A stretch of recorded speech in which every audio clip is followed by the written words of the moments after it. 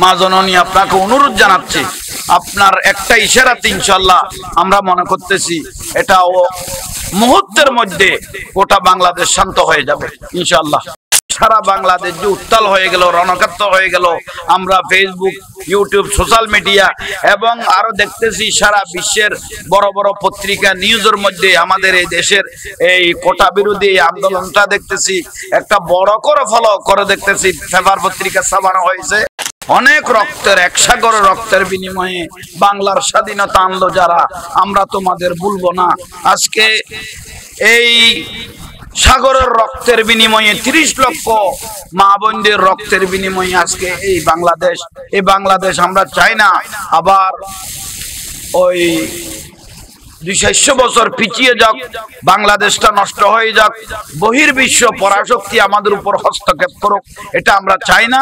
আমাদের বাংলাদেশের নিয়ন্ত্রণ ইনশাআল্লাহ আমাদের প্রশাসন মহোদয়, সরকার মহোদয় করতে পারবে এবং বিশেষ করে আমাদের উচ্চ পর্যায়ে আদালতে করতে পারবে এই বিশ্বাস আমাদের আছে।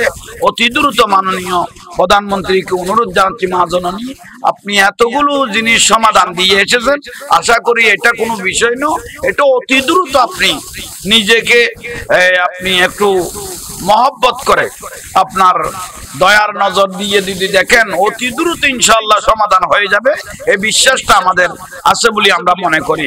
বিশেষ করে সেই জন্য মাননীয় সরকার আজকে দেখতেছেন সারা বাংলাদেশ এই চলমান এই কোটা সংস্কার আন্দোলন নিয়ে আজকে এই শুধু ছাত্র নয় বহিরাগত সবাই ঢুকে গেল এবং বিশেষ করে এমন ভাবে আমাদের কোমলমতি ছাত্র ভাইদেরকে এইভাবে যে ফিটাইতেছে আমাদেরও মনে ভালো লাগতেছে না।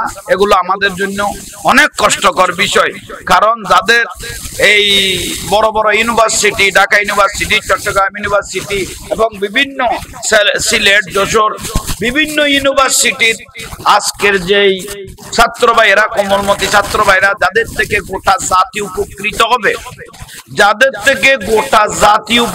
হবে, তাদেরকে যদি আজকে লোডের মধ্যে এভাবে নাজেহাল করা হয়, এটা আমাদের বড় একটা দুঃখের বিষয়। সেই জন্য কাউকে কেউ বিলিয়ে না দিয়ে, ঠেলে না দিয়ে দেশটা কিভাবে সুন্দর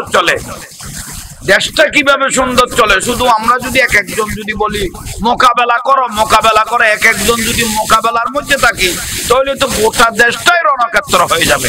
এখানে মোকাবেলার কোনো প্রয়োজন নাই, তো কিভাবে সমাধান করা যায় এটা হলো মূল বিষয়। এখানে মোকাবেলার কোনো বিষয় নাই, এখানে সমাধানের বিষয়, এটা পরামর্শ দিবেন। যে মোকাবেলার বিষয় যদি বলেন তাহলে গোটা দেশটা রণক্ষেত্র হয়ে যাচ্ছে। আমরা দেখতেছি লাশকে লাশ পড়তেছে, শত শত মানুষ মেডিকেলের মধ্যে শুয়ে আছে, ভাই বোনেরা, শিক্ষার্থীরা, এগুলো তো দুনো পক্ষের মানুষ। আমরা চাই না, বিশেষ করে প্রশাসনের উপরও আঘাত করতেছে, কারণ তারাও তাদের উপর জানমালের উপর যখন আঘাত করতে লাগলো তারাও আর বসে থাকতে পারতেছে না, শেষ পর্যায়ে তাদেরকেও হস্তক্ষেপ করতে হয়। তো সেই জন্য আপনারা কেউ মোকাবেলার কথা বলবেন না, সমাধান কিভাবে হয় এটা করেন। আলহামদুলিল্লাহ, আমি জাহাঙ্গীর ক্ষুদ্র মানুষ, তবুও আমার মতটা আমি ব্যক্ত করলাম। মাননীয় সরকার মহোদয়, আলহামদুলিল্লাহ আপনার এই সরকার বাহাদুর আপনার এই রাষ্ট্র দীর্ঘ বছর চালাতে মোটামুটি ঠিক আছে। হঠাৎ করে এই জিনিসটার কারণে চলমান এই কোটা সংস্কার আন্দোলন নিয়ে হঠাৎ করে সারা বাংলাদেশ যে উত্তাল হয়ে গেল, রণক্ষেত্র হয়ে গেল, আমরা ফেসবুক, ইউটিউব, সোশ্যাল মিডিয়া এবং আরো দেখতেছি সারা বিশ্বের বড় বড় পত্রিকা নিউজের মধ্যে আমাদের এই দেশের এই কোটা বিরোধী আন্দোলনটা দেখতেছি একটা বড় করে ফলো করে দেখতেছি, পেপার পত্রিকা ছাপানো হয়েছে এবং বিভিন্ন বিদেশের খবরের মধ্যে আমাদের এই দেশের এই কোটা বিরোধী আন্দোলনটা শিরোনাম হিসেবে, সংস্কার আন্দোলনটা শিরোনাম হিসেবে বের হয়েছে। তো আমরা চাই না বাইরের কোন দেশে আমাদের দেশকে হস্তক্ষেপ করো, এটা নিয়ে নিন্দা করো, কিভাবে মোকাবেলা নয় কিভাবে সমাধান করা যায় এটা একটু আমরা চেষ্টা করি। এবং দেশ এবং প্রবাস থেকে যারা দেখতেছেন, কাছে এবং দূরে দেখতেছেন, প্রশাসন ভাই সহ, মাননীয় প্রধানমন্ত্রী সহ এবং মন্ত্রী মহোদয় সহ, রাষ্ট্রপতি সহ, মাননীয় রাষ্ট্রপতি সহ, যারা যারা মহামান্য রাষ্ট্রপতি সহ এবং গোয়েন্দা বিভাগ সহ, আপনারা অতি দ্রুত কিভাবে সুন্দরভাবে সমাধান করা যায় মোকাবেলা নয়, সমাধানের পথটা খুঁজেন। ইনশাআল্লাহ বাংলাদেশ আলহামদুলিল্লাহ সুন্দর হবে, জাতি উপকৃত হবে। কত অসহায় দরিদ্র ছেলে মেয়েরা কলেজ ইউনিভার্সিটি পড়তেছে একটা চাকরির আশায়, একটা ভালো চাকরি করবেন, মা বাপকে একটু শান্তি দিবেন, পরিবার পরিজনকে একটু শান্তি দিবেন, এই আশায় করতেছেন। তো আশা করি আলহামদুলিল্লাহ যে কোনো অনুপাতে এটা একটা সুন্দর সমাধান আসবে, এই বিশ্বাস আমাদের আছে।